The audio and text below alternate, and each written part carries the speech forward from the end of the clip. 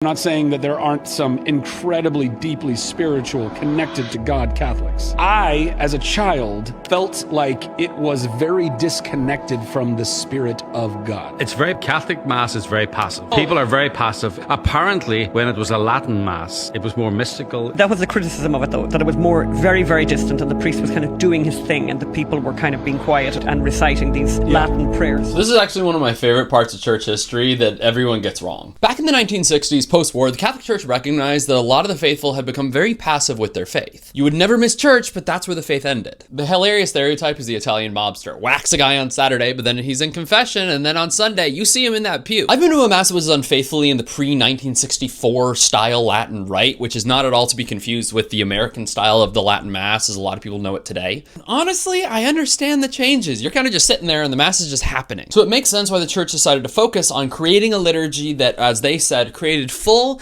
active, and conscious participation for all the faithful. And to meet that goal, they made a lot of changes. Instead of just sitting there while the Mass is happening, they introduced prayers and responses from the people. They also restructured parts of the Mass to highlight themed scripture readings. They also built a 3-year cycles themed around the different aspects of the liturgical season. So yes, on Christmas, you're going to read the Nativity story, but leading up to Christmas, you're now going to read different scriptures that are leading up to Christmas. And the biggest change of all that caused so much hullabaloo, they permitted the Mass in the common language. So instead of it being in Latin no matter where you went, if you were in Mexico, it was in Spanish. If you were in Germany, it was in German. If you were in the US, it was in English. What's super fascinating is that vernacular change actually refocused the Mass to being similar in style to what the early apostles would have done. And yes, some people said, we're making changes, I'm gonna do my own thing, and that led to some weird nonsense, but overall, it didn't meet the goal of giving the faithful a more active participation with their faith.